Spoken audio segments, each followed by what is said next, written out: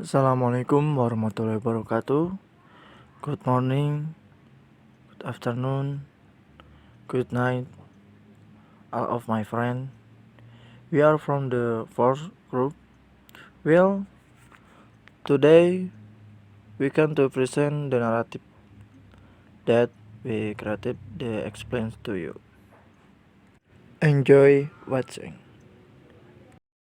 The novel coronavirus has made its way to the United States with a confirmed case. There's currently no vaccine. The world economy has been rocked by a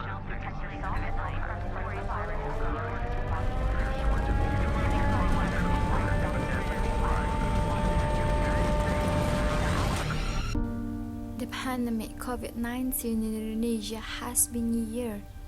Since the global pandemic coronavirus makes all damage, including in the economic sector, it becomes unpredictable.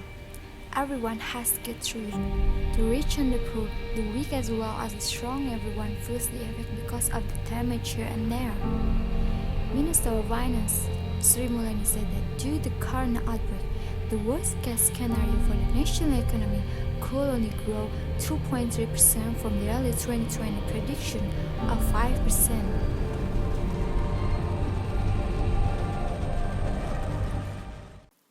Both investment and exports are decreasing.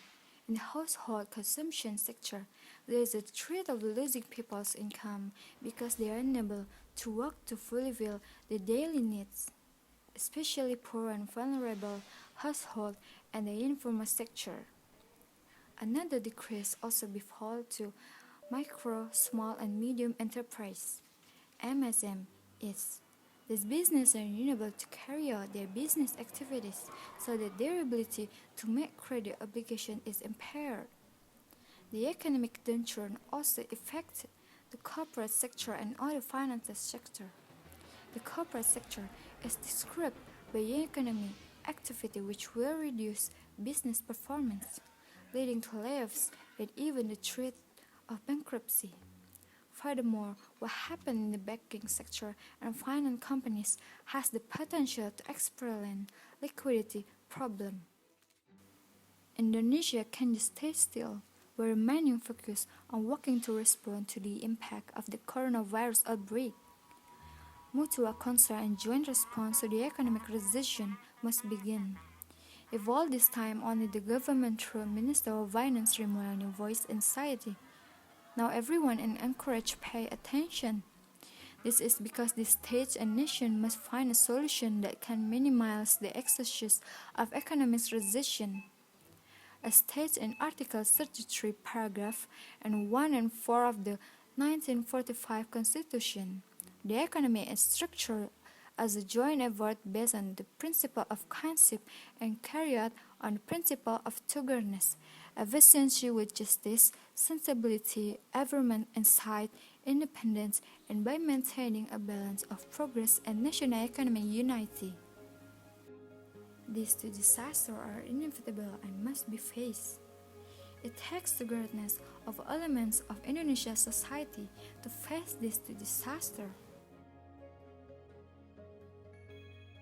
The government has taken the initiative to issue special bonds, the proceeds of which will be channeled to help micro, small, and medium enterprises, entrepreneurs to be able to survive and create jobs.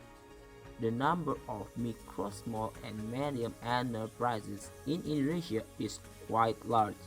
As a result of this pandemic, most micro, small, and medium enterprises immediately receive the impact. For example, the street vendor, some of them have to stop doing business for a while because of the implementation of social distancing. Business units engaged in the transportation sector have the same fate because people choose to stay at home.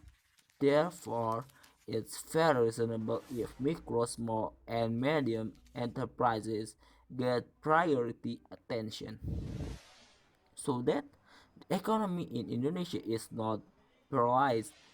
The government doesn't implement a lockdown system. The government prefers to apply PSBB large-scale social restriction policy at the regional level. The implementation of PSBB at the regional level depends on regional conditions, so the initiative to implement PSBB is in the hands of the region, of course after coordinating with the Minister of Health.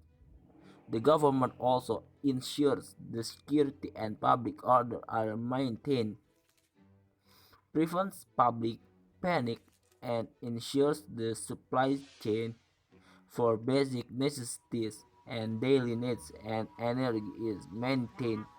The government must also allocate a budget to finance direct cash assistance (BLT) and free electricity for 3 months because a million of daily workers can't work, so they lose their source of income.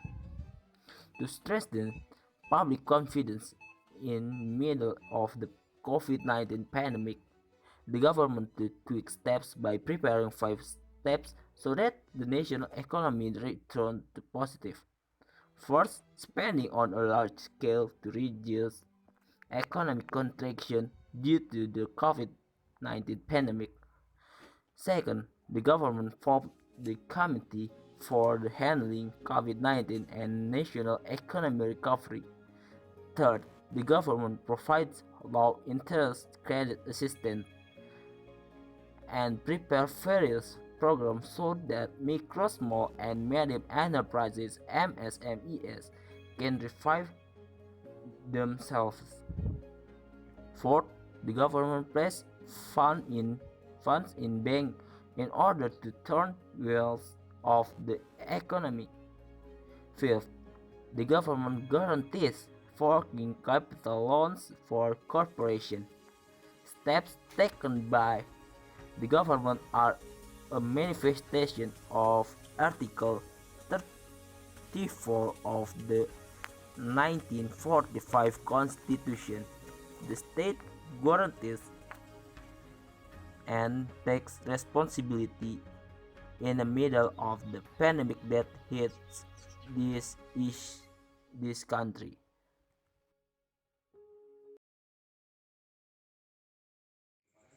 Thank you for your attention and participation. I hope everything we have shared is useful for all of us.